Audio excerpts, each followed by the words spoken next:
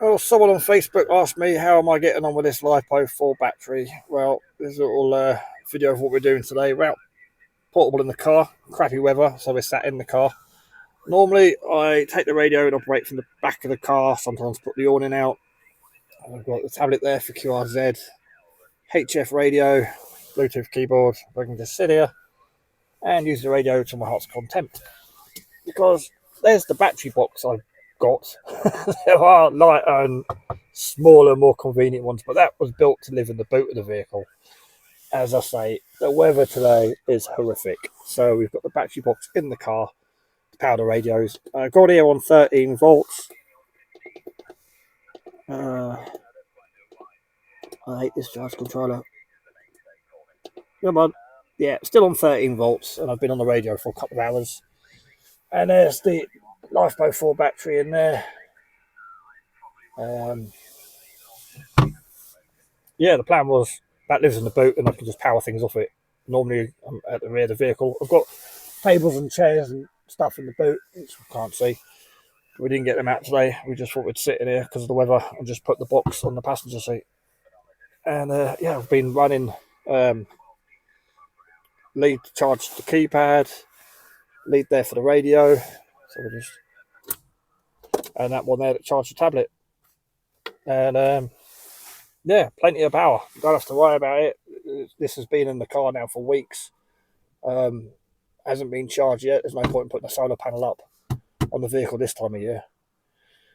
And yeah, don't have to worry about power or flattening the car battery. A lot of people know back in the day the old CBs. Same thing with HF radio. You run this off your car battery, there's a good chance you could kill the car battery, and then you're not going to be able to start and drive anywhere. But obviously, I don't have that problem because I've been using external power. Right, there we go. I'll do a little write-up or review later on these batteries, but definitely recommend them. They are fantastic. Right, back in the boot. Plug that one in there.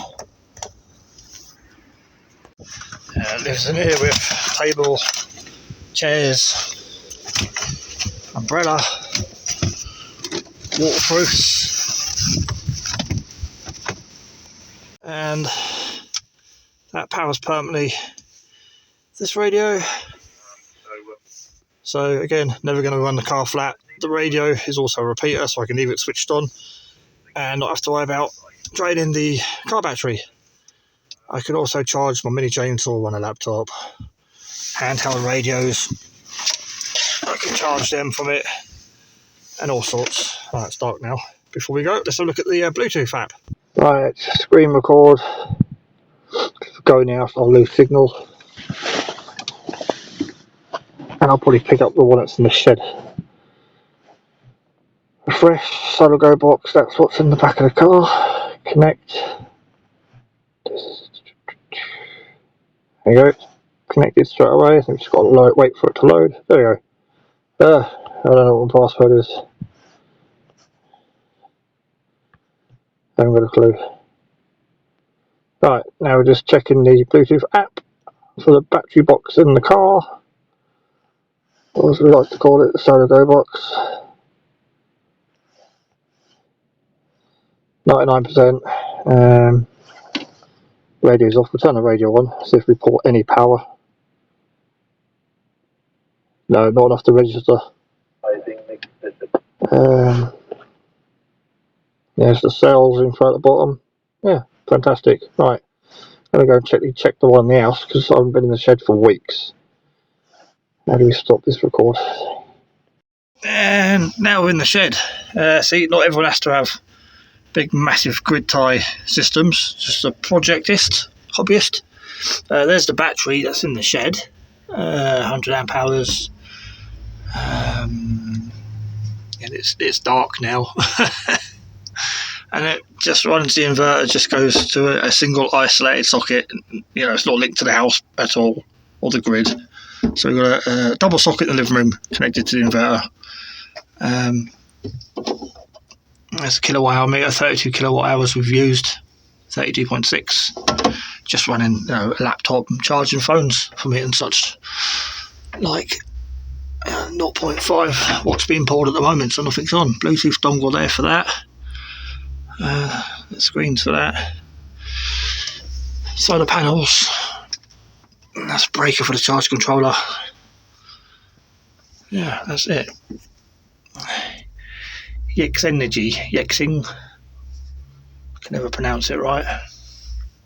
You can't see it for this massive fuse. There's a few spare ones there. Yeah, I gave up on these things. Don't use these. Buy these. Right, and we'll get the app out for this one as well while we're here. Back into the app. Whoops, I just come out of it. There we go, it's found it. And that normally, yeah, automatically opens. Yeah, 100%. There's the cells on that one. Marvellous. Right, well that's it. That's all we've got to show you. People ask how I'm getting on with the batteries. The supplier's been in contact and asked how I'm getting on with the batteries. And the batteries are fantastic. No problems at all. I'm not getting paid to say this. Yeah, they gave me a couple of batteries, but honestly, these batteries are great. Right, how do I stop this screen record? Yeah, there's one of the batteries. I'm just going to use it as a focus point while I talk. Absolutely brilliant. We do get a discount on this Facebook group for these. They do a 100 amp hour. They do a 200 amp hour. They do a 300 amp hour. They do big 48 volt systems that go on the wall. They do the rack case systems. They sell pre-built stuff. They sell kits. They'll build you something to spec if you want to go off grid. And these little batteries aren't big enough for you. But as a hobbyist, that's just what's left from my motorhome. I sold my motorhome, kept the solar stuff, and stuck it in the shed so I could keep it basically. And then the one in the car again for camping, ham radio. I can charge up 5 volt battery banks, 12 volt battery banks. I can charge up my mini chainsaw. Got electric chainsaw. I use and you can do a lot with these batteries. So I'll put a link in the description to this video. But yeah, it's just, we've had them a while now and people are asking how they're getting on. This hasn't moved since I put it here, wired it up. Not even came out to the shed for a very long time. And beforehand, with the lead acid, they used to be down here on all this polystyrene to try and keep them off the floor. I used to be out every day, every few days, checking on them, so panicking about lead acid exploding, leaking, gases coming from them, and now they've gone. This thing's just sat here unattended. I just monitor it from Bluetooth, from in the house.